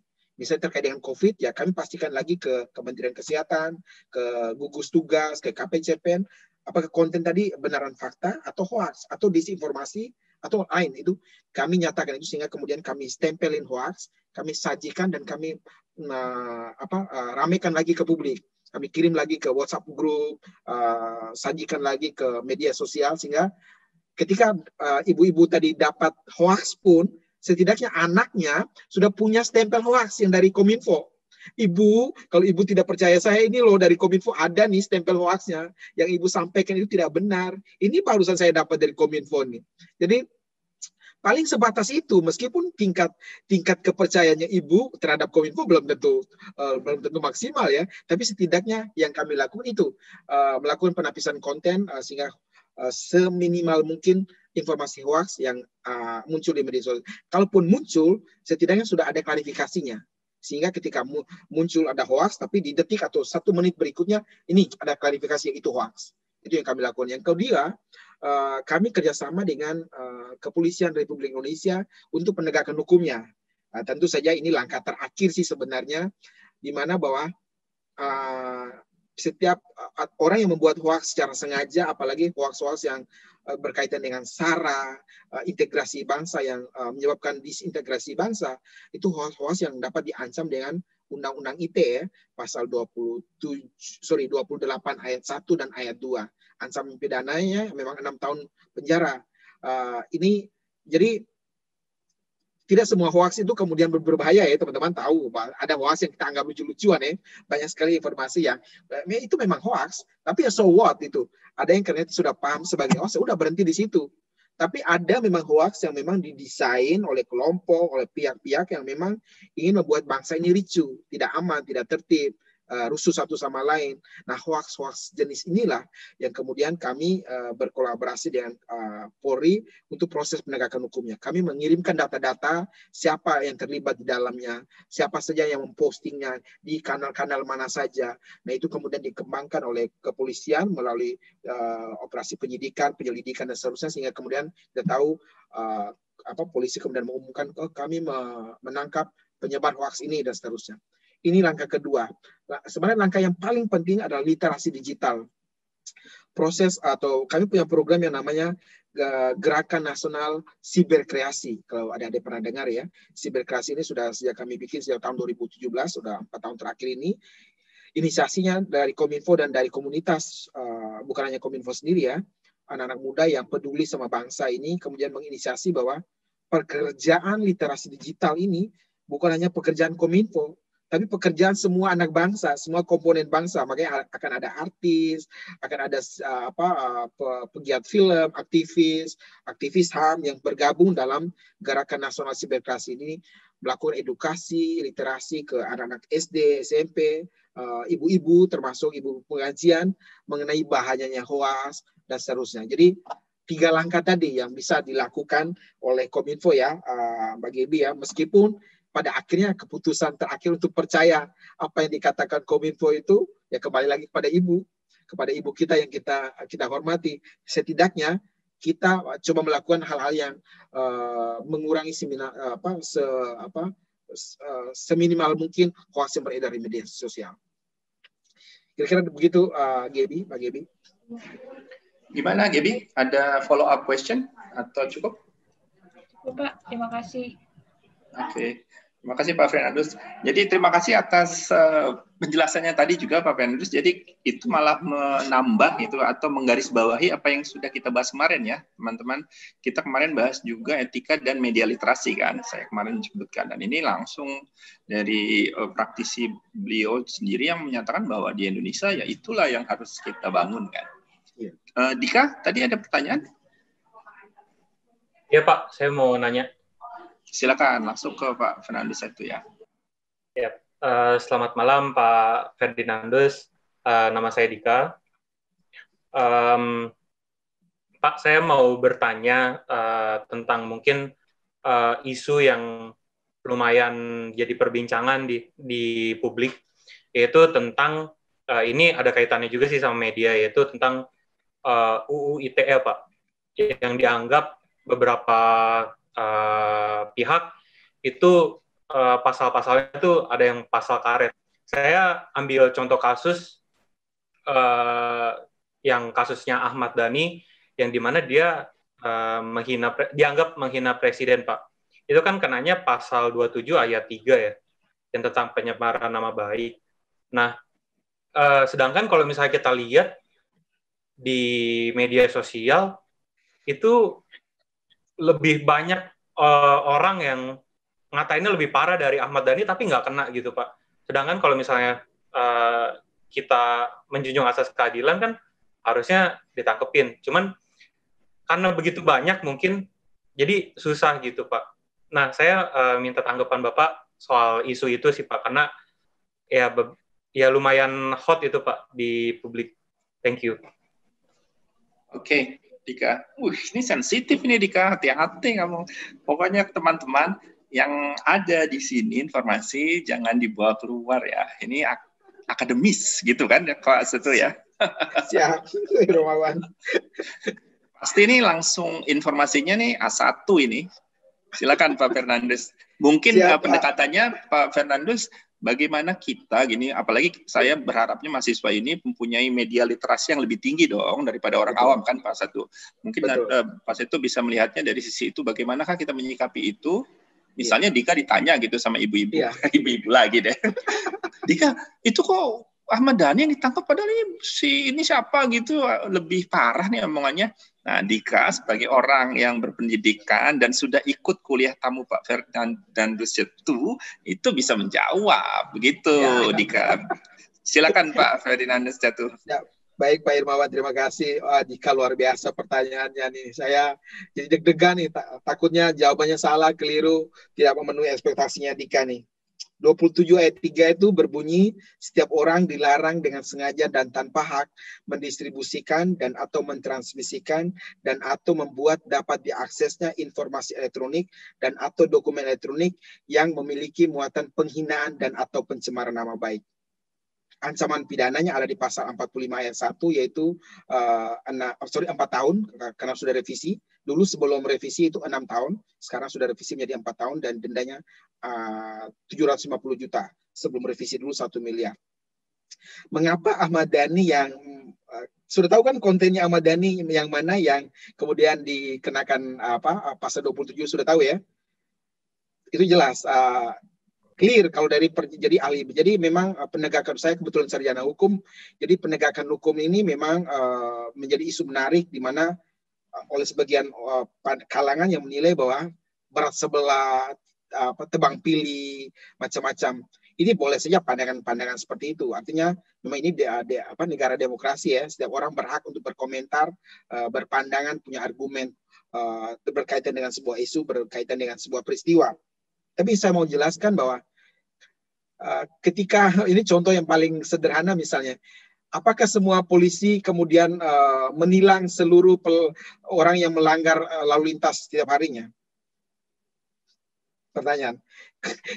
Kan polisi hanya menangkap memang betulan pas di depan matanya dan terjadi, dan kemudian langsung Anda tidak pakai helm. Yang artinya yang nampak di depan mata dan terjadi, dan kemudian peristiwa itu melanggar hukum. Dalam konteks Ahmad Dhani, memang kalau kita lihat dalam konteks media sosial cukup banyak konten-konten yang memuat konten penghinaan lebih dahsyat ya.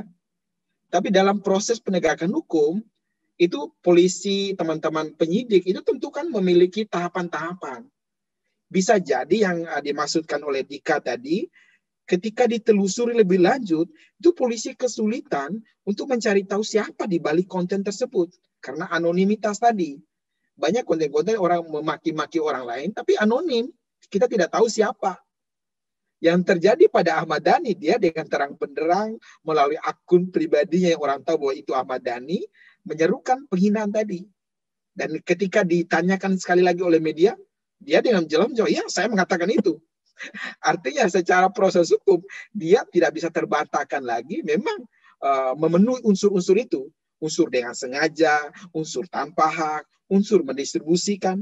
Jadi keseluruhan unsur pasal 27 ayat 3, itu benar-benar ada terpenuhi oleh peristiwa yang terjadi pada Ahmad Dhani. Kenapa tidak pada peristiwa yang lain? Unsur-unsurnya belum tentu terpenuhi. Peristiwanya mungkin bisa saja terjadi, tapi untuk sampai kepada orang tertentu, apakah benar orang tersebut menggunakan kanal apa? Kanal Twitter. Twitternya akun ini kemudian diakses melalui apa? Apakah melalui handphone? Handphone di mana? Beralamat di mana? Ini yang kemudian dalam praktiknya cukup kesulitan penegakan hukumnya. Sehingga kadang-kadang kemudian orang menilai karena kesulitan penegak hukum tadi, yang kemudian yang muncul ke publik, oh Ahmad Dhani saja.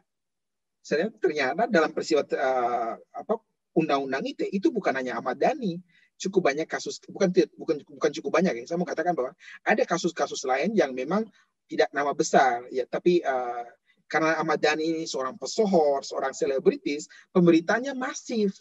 Seakan-akan hanya Ahmad Dhani lah yang kemudian terjerat oleh pasal 27 ayat 3 Undang-Undang ITE. Kira-kira begitu Dika. Jadi konteks penegakan hukum Undang-Undang ITE, kalau kami yang menyiapkan dulu di tahun 2016, 2017 yang kemudian diundangkan pada tanggal 21 April 2018, konteks itu memberikan perlindungan hukum kepada setiap orang. Bisa dibayangkan ketika tidak ada pasal 27 ayat 3 ya Dika ya. Bagaimana orang saling mencaci maki di internet. Oh, tidak ada hukumnya. KUHP tidak bisa menjangkau karena KUHP tidak masuk ke ranah maya, ke jagat digital. Itu kita bersyukur adanya Undang-Undang ITE. Meskipun kita perlu pahami, kami juga kadang perlu menyadari penuh bahwa dalam penegakan hukum memang masih perlu ada improvement, masih ada perbaikan di sana sini. Penegak hukumnya harus diyakinkan bahwa mereka harus mendapatkan gambar yang pasti mengenai unsur pasalnya. Dalam penjelasan saya tadi, saya katakan bahwa kenapa Ahmad Dhani kemudian dijerat dengan 27 ayat 3? Karena keseluruhan unsurnya terpenuhi dan Ahmad Dhani tidak terbantahkan lagi karena dia mengatakan berulang-ulang. Yang memang benar saya mengatakan itu. Pak Jokowi begini. Dengan bangga dikatakan oleh Ahmad Dhani. Yaitu secara proses hukum ya memang harus memenuhi pasal itu. Demikian Mas Dika, mudah-mudahan menjawab ya. Saya yakin belum sepenuhnya puas, tapi setidaknya itu gambaran yang perlu disampaikan. Kalau Dika ditanya oleh orang lain, mengapa Ahmad Dhani dijerat, yang lain tidak. Silakan. Terima kasih Pak. Gimana Dika, ada follow up question? Enggak, cukup Pak. Terima kasih. Oh, saya kira kamu mau cerita soal ditangkap nggak pakai helm. Oke. Jadi biasa nih Pak Ferdinandus, itu di kelas kami itu cair dan memang saya membangun critical analytic thinking mereka gitu dari kasus. Kalau saya kebanyakan membangunnya juga atau mengarahkan mereka dari percakapan ilmiah kan Pak, dari buku, dari jurnal kan. Nah dengan mengundang tokoh-tokoh seperti Bapak gitu, mereka langsung mendapat langsung mengklarifikasi gitu loh Pak. Ini teori yang Pak Irmawan berapa kali sebut, apakah dilakukan oleh praktisi? Ternyata iya, dari tadi yang disebutkan Pak Ferdan. Silakan, siapa lagi selanjutnya? Saya mau bertanya, Pak. Silakan Karila, langsung. Perkenalkan Pak, nama saya Karila. Saya mau nanya Pak, kayak tahun 2019 lalu sih sempat ada isu kalau Twitter di Indonesia itu aksesnya diperlambat kan Pak, dengan mengurangi bandwidth. Nah itu kan bertentangan dengan network neutrality. Nah sebenarnya di Indonesia sendiri gimana sih Pak network neutrality-nya? Ya, terima kasih. Boleh langsung, Pak Irmawan? Silakan langsung Pak. Ya, terima kasih Pak Karila. Bagus sih. Network neutrality itu menjadi prinsip yang memang harus dipenuhi oleh setiap penyelenggara network ya, dan harus dijamin oleh negara bahwa netralitas network. Jadi memang ketika kita memberi ruang kepada Twitter, kita juga harus memberi ruang kepada Facebook, di saat juga memberi ruang kepada TikTok. Jadi platform itu kita harus perlakukan netralitas. Jadi kita tidak boleh pro pada misalnya saat ini ketika ada isu WhatsApp yang melakukan kebijakan baru, ya kita misalnya Kominfo memanggil WhatsApp dan Facebook terkait dengan kebijakan baru tersebut untuk minta tanggapan mereka. Tapi di satu sisi kemudian kalau publik kemudian mengakses atau menggunakan platform yang lain, misalnya Telegram, misalnya Sinyal, atau yang lain-lain, itu dimungkinkan. Itulah mengapa network neutrality ini sangat penting. Mengapa pelambatan terhadap Twitter itu dilakukan di tahun 2019 ya? Pertanyaan yang menarik. Dalam yang dilakukan negara di pasal 40 ayat 1 atau ayat 2 Undang-Undang ITE bahwa negara berwenang melakukan pemutusan atau pelambatan akses internet untuk kepentingan nasional dalam keadaan tertentu. Kenapa yang dilakukan saat itu? Waktu itu terjadi pasca pemilihan umum ya, Mbak Karila ya. Jadi bukan sebelum, tapi pasca. Beberapa tempat di Papua, terutama dalam kasus pelambatan Twitter tadi, itu terjadi di Papua, dan situasi yang terjadi di Bawaslu ya, aksi demonstrasi yang besar-besaran di sekitaran KPU dan Bawaslu, kalau teman-teman masih ingat, yang dilakukan memang pelambatan bandwidth pada Twitter dan WhatsApp kalau tidak salah, dalam konteks menjaga kepentingan keamanan ketertiban negara. Yang dilakukan adalah kemudian Twitter tetap bisa diakses, hanya memang bandwidth-nya dikurangi, sehingga kemudian yang diposting saat itu adalah mungkin hanya teks saja. Ketika orang memposting gambar-gambar, terutama video, itu tidak mungkin karena bandwidth-nya dikurangi. Itu dalam konteks kami Kominfo melaksanakan amanat dari pasal 40 Undang-Undang ITE. Meskipun, kalilah saya perlu sampaikan Pak Irmawan, langkah Kominfo tersebut itu dikalahkan oleh PT UN. Pak Irmawan pernah dengar ya, tahun 2020 ada sekelompok aliansi jurnalis independen, LSAM, dan beberapa aktivis pro kebebasan berpendapat itu melakukan gugatan PT UN ke Pengadilan Negeri Pengadilan Tata Usaha Jakarta Pusat, di mana tindakan pemerintah dianggap bertentangan dengan Undang-Undang Dasar 45 dan harus tidak boleh melakukan pembatasan, pelambatan dan seterusnya. Waktu itu kami mau berniat untuk melakukan banding ya, upaya untuk membela diri. Tapi kemudian Pak Presiden sendiri menyampaikan kepada kami melalui Pak Menteri bahwa tidak perlu melakukan banding. Kita terima itu sebagai sebuah kekeliruan dalam SOP. Jadi pasal 40 Undang-Undang ITE terkait dengan pemutusan akses itu harus diterjemahkan dengan SOP yang ketat. Jadi mungkin saja pemerintah negara melakukan pelambatan dan pemutusan akses jika memang kepentingan bangsa memanggil. Tapi yang terjadi dalam konteks Papua misalnya, pelambatan akses tadi, itu dikalahkan oleh PT UN. Dalam hal kami Kominfo dikalahkan karena SOP-nya tidak dilakukan dengan benar. Itu Pak Irmawan. Jadi memang ini yang kemudian dalam beberapa waktu ini kami di Kominfo sedang menyiapkan sejumlah regulasi kecil, peraturan menteri untuk membuat SOP yang clear bagaimana proses melakukan pelambatan atau pemutusan akses berkaitan dengan media sosial maupun berkaitan dengan network telekomunikasi. Kira-kira begitu Mbak Karina, semoga menjawab. Oke, terima kasih Pak. Gimana Karila? Cukup? Cukup, Pak. Oke, terima kasih.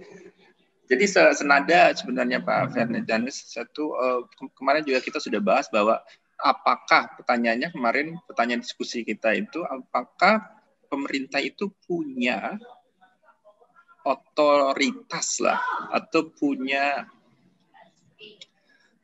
etika dalam misalnya mengurangi bandwidth kah atau mematikan sama sekali. Ternyata sudah tadi dijawab kan ya rekan-rekan bahwa memang ada beberapa kasus yang dimungkinkan, apalagi kalau kita bicara dalam tatanan hukum itu bisa memungkinkan jika ada indikator-indikator yang masuk ke dalamnya. Silakan, siapa lagi yang mau bertanya? Mana Jordan tadi kayaknya nyalain mikrofonnya. Tidak ya Jordan ya? Ya Pak. Enggak Pak. Tadi sebenarnya saya mau ini Pak mau meneruskan pertanyaan dari punyanya Dika sih Pak kalau boleh ya. Boleh. Silakan langsung ke Pak Ferdinandus itu. Silakan. Selamat malam Pak Ferdinandus. Ya, malam Jordan. Ya, perkenalkan saya Jordan Palekahelu. Saya mau bertanya sebenarnya terkait dengan yang tadi sempat ditanyakan oleh Dika sih, Pak. Kalau tadi pertanyaan dari Dika kan tentang Ahmad Dhani ya. Terus kan jawabannya secara garis besar mungkin dari pihak pemerintah kan kesulitan nih untuk ngetrace satu-satu gitu. Mana aja yang bersalah, mana yang ini. Nah, mungkin kan strateginya bisa dibalik tuh Pak. Bukan lagi mencari yang salah, tapi bagaimana pemerintah mengajarkan bahwa hate speech ini adalah sesuatu yang salah gitu Pak. Nah, yang saya ingin tanyakan, bagaimana pemerintah bisa memberikan pengertian bagi para netizen Indonesia ini bahwa komen-komen yang tidak baik itu tidak perlu dilakukan gitu Pak. Sedangkan kalau misalnya kita mau berbicara tentang UU ITE ya Pak, yang saya lihat sekarang dari pengamatan saya pribadi, kebanyakan orang yang belum tahu pasti tentang apa itu UU ITE kan menganggapnya hanya ya udahlah, saya komen aja yang jelek-jelek. Nanti toh kalau misalnya sial-sialnya ketahuan nih, paling saya tinggal bikin aja video klarifikasi minta maaf. Kan yang kebanyakan terjadi sekarang kan seperti itu Pak. Nah itu apa yang sudah dilakukan oleh pemerintah untuk menanggulangi masalah ini gitu Pak. Terima kasih. Silakan langsung Pak Satu. Ya, terima kasih Jordan Palekahelu. Bagus pertanyaannya. Saya juga menjawab bahwa tidak semua yang dilakukan klarifikasi itu diterima begitu saja oleh Jordan ya. Kita punya, tentu saja polisi, kami punya data, punya alat untuk kemudian mengecek kebenaran klarifikasinya. Bukan ketika dia posting konten porno misalnya, kemudian, oh itu bukan saya. Kasus terakhir tahu kan, peristiwa 19 detik. Walaupun klarifikasi awal bilang, oh bukan saya, itu bukan body saya itu. Terjadi karena kami memiliki sistem, memiliki alat, memiliki forensik digital yang cukup mumpuni untuk membuktikan bahwa klarifikasi Anda palsu. Jadi tidak semua klarifikasi itu kemudian kami terima begitu saja. Oh Anda benar, itu pasti dilakukan oleh pihak lain itu. Tidak selamanya, dan dalam banyak kasus Kementerian Kominfo bersama Polri membuktikan itu. Jadi jangan senang dulu bahwa ada metode klarifikasi untuk menutupi kejahatan dalam tanda kutip, misalnya kata-kata yang sudah terlanjur diposting. Jadi itu untuk menjawab pertama. Hal yang menjadi pertanyaan Jordan, apa yang dilakukan? Tadi seperti saya jawab di pertanyaan sebelumnya, itu literasi. Edukasi, sosialisasi betapa kita harus bijak bermedia sosial, kita harus arif, kita harus memposting konten yang tepat, yang jangan sampai menyinggung perasaan orang lain, karena orang lain juga memiliki hak yang sama, dan itu dilindungi oleh undang-undang. Ketika orang tersinggung, dia ada delik aduan. Itulah mengapa 27 ayat 3 itu teman-teman, itu bukan delik pidana umum. Delik pidana umum tanpa ada aduan, itu polisi langsung ngambil tindakan. Tapi 27 ayat 3 itu delik aduan. Artinya harus ada laporan, harus ada aduan dulu dari korban. Nah kalau Anda berkomentar yang melukai hati orang lain, mencaci maki orang lain, ya orang tadi diberi hak atau diberi perlindungan hukum. Dia memiliki hak untuk mengadu Anda atau melakukan laporan bahwa postingan Anda telah membuat dirinya terhina, nama baiknya rusak, reputasinya jelek karena postingan Anda. Dan Anda harus mempertanggungjawabkannya itu. Anda mau klarifikasi bahwa itu bukan Anda. Kami punya alatnya untuk membuktikan bahwa klarifikasi Anda palsu. Jadi yang memang dilakukan adalah memang literasi, edukasi untuk kemudian terutama di millennials tadi, di satu sisi memang etika, moralitas kan itu dibangun di keluarga ya, termasuk juga dibangun di kampus. Tapi kemudian penegakannya, etika dan moral tadi juga didukung oleh penegakan hukum yang pas. Undang-undang ITE yang clear, para aparatnya juga melakukan proses hukum dengan pas, dengan tepat, dengan alat-alat bukti hukum yang kuat, sehingga hanya pihak-pihak yang melanggar, hanya pihak-pihak yang memenuhi unsur dengan sengaja, unsur tanpa hak, unsur mendistribusikan, unsur mentransmisikan, dengan konten-konten yang melanggar undang-undang ITE lah yang kemudian yang dihukum. Sedangkan yang tidak punya instrumen itu terpenuhi, ya mereka tidak dihukum. Itu kira-kira Jordan untuk menjawab pertanyaanmu. Semoga menjawab. Gimana, Jordan? Ya, sudah Pak. Ada. Oke. Yang lain ada lanjutannya. Pak Rey, silakan Pak Rey. Kalau mau ditambahkan atau Pak Rey sudah kembali lagi bersama kita.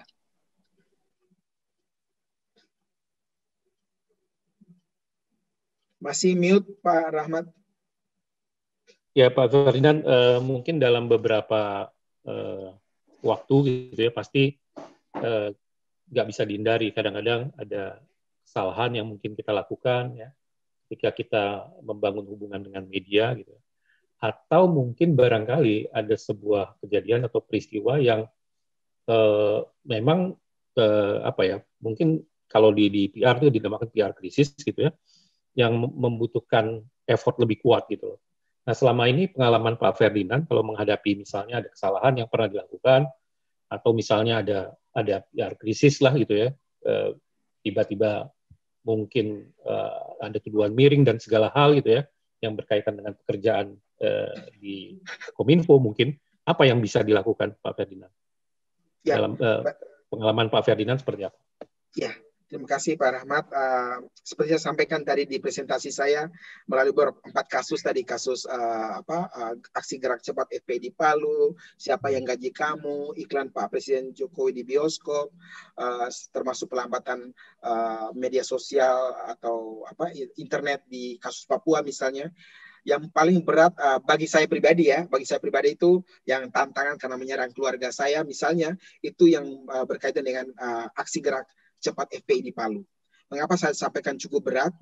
Karena sudah terkait dengan keamanan dan kenyamanan istri dan anak-anak saya yang kemudian menyatroni rumah saya, datang demo di Kominfo dan macam-macam, sehingga kemudian saya benar-benar merasa bahwa jangan-jangan pilihan atau posisi saya sebagai PLT Kepala Biro Humas di Kementerian Kominfo yang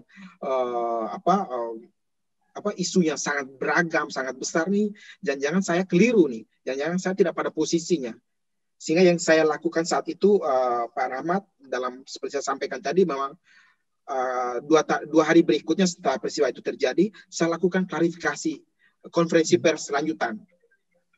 Di konferensi pers lanjutan itu saya menjelaskan mengapa telah terjadi kesalahpahaman, bahwa apa yang saya sampaikan kepada publik sebelumnya itu adalah yang disebut hoax, itu adalah fotonya. Foto tersebut adalah hoax, bukan aksi pertolongan, aksi gerak cepatnya FPI. Itu saya klarifikasi, sehingga kemudian, dan klarifikasi yang saya lakukan Pak Rahmat, selain melalui konferensi pers langsung yang mengundang media, tapi kemudian menjawab WhatsApp yang memang sengaja ditujukan ke saya pribadi. Saya memang bahkan beberapa yang misalnya memperkenalkan diri dengan baik sebagai misalnya ketua FPI mana, ketua FPI mana, itu saya menelpon mereka, menyampaikan klarifikasi bahwa apa yang saya sampaikan itu clear.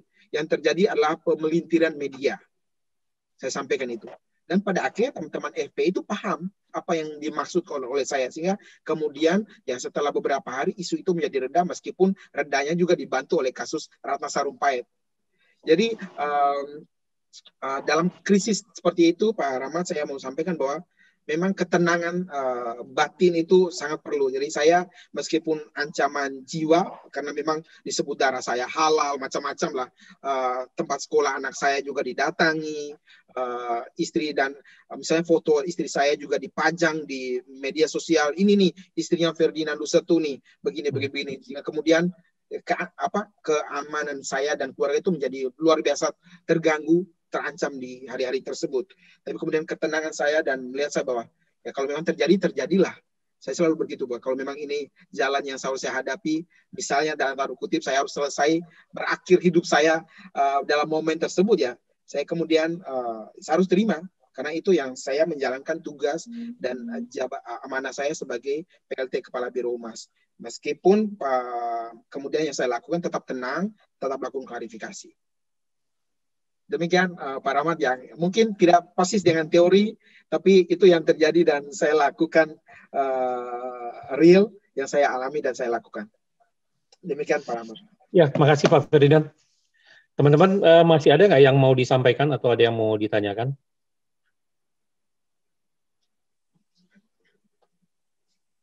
Saya pikir karena Pak Ferdinand memberikan gambaran yang sangat berkaitan dengan tugas hari-hari dalam realitas sehari-hari, banyak manfaat yang bisa teman-teman dapatkan gitu ya. Selama ini mungkin kalau dari Bapak dosen kan lebih banyak bagaimana sih kondisi-kondisi yang disesuaikan dengan teori-teori tertentu gitu. Tapi ini dari seorang praktisi mungkin lebih situasional gitu loh, dan lebih melihat bagaimana perkembangan hari ke hari gitu loh ya kan, sehingga mungkin teman-teman bisa dapat gambaran kalau praktisi gimana sih ngadepin hal-hal yang demikian gitu loh.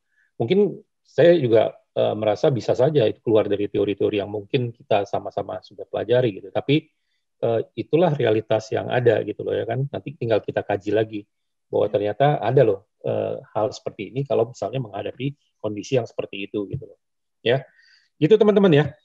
Pak Irmawan atau Pak Indra ada yang mau disampaikan atau ada yang mau ditanyakan?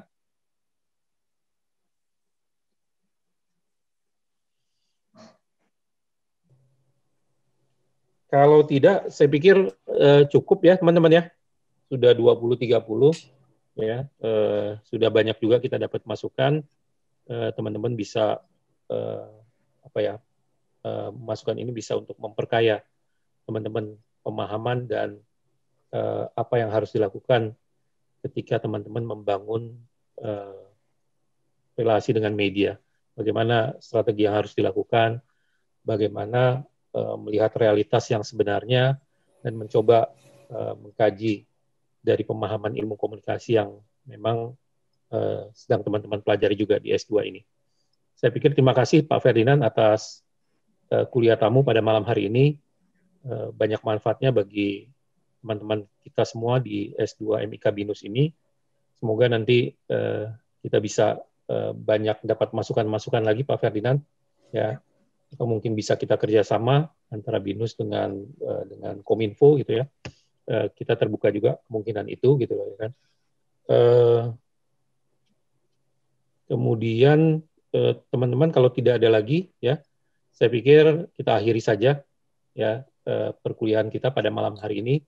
Terima kasih sekali lagi Pak Ferdinand. Gimana? Enggak. Terima kasih Pak Ferdinand atas kesempatannya untuk bisa memberikan atau gabung dalam perkuliahan kita, Pak Ferdinand. Sukses untuk teman-teman di Kominfo, sukses untuk Pak Ferdinand. Semoga kita cepat selesai dari pandemi ini sehingga kita bisa beraktivitas normal kembali. Ya, selamat malam Pak Ferdinand. Ada yang mau disampaikan Pak Ferdinand sebagai ucapan terakhir di perkuliahan malam hari ini? Ya, terima kasih sekali lagi kepada Pak Rahmat, Edi Irawan, semuanya doktorin saya di minder nih. Saya Pak Indra Prawira dan Pak Irmawan Rajadi, terima kasih banyak telah. Salam kenal Pak. Ya, Pak Indra, terima kasih banyak Bapak udah berkenan mengundang kami untuk sharing, berbagi pengalaman, dan terus terang saya juga senang respons yang luar biasa dari teman-teman MIK. Pertanyaan tadi dari Tasya, dari Gaby, dari Dika, dari Karira, dari Jordan, ini luar biasa. Artinya teman-teman memahami situasi yang terjadi dengan internet, dengan media, dengan kehumasan, sehingga kemudian ilmu yang didapat di MIK BINUS ini kemudian nanti pada waktunya hadir di dunia kerja, atau mungkin ada yang sudah bekerja, ini merasakan betapa pentingnya perkuliahan ini, yang kemudian menambah wawasan, dan kemudian pada akhirnya ketika terjadi situasi mengambil tindakan berdasarkan teori, berdasarkan pengalaman, berdasarkan informasi yang kita terima. Demikian sekali lagi saya ucapkan terima kasih banyak untuk BINUS. Terima kasih, selamat malam. Terima kasih Pak. Ya, terima kasih Pak Ferdinand. Terima kasih teman-teman semua sudah hadir di perkuliahan kita malam hari ini. Hari apa lagi ada perkuliahan ya? Hari Selasa ada ya? Lanjutnya Pak Indra atau Pak Irmawan terus sampai beberapa pertemuan baru dilanjutkan dengan Pak Indra ya? Masih saya 2 pertemuan lagi Pak. Oh iya. Berarti Selasa minggu depan ya ada perkuliahan ya? Selasa Kamis. Selasa Kamis ya. Ya, teman-teman gitu ya. Kita akhiri perkuliahan pada malam hari ini. Selamat malam semuanya. Terima kasih sekali lagi. Selalu sehat ya. Terima kasih juga untuk Pak Irmawan dan Pak Indra yang sudah bergabung ya. Kita lanjutkan perkuliahan hari Selasa minggu yang akan datang dengan Pak Irmawan. Ya, sekali lagi selamat malam semuanya.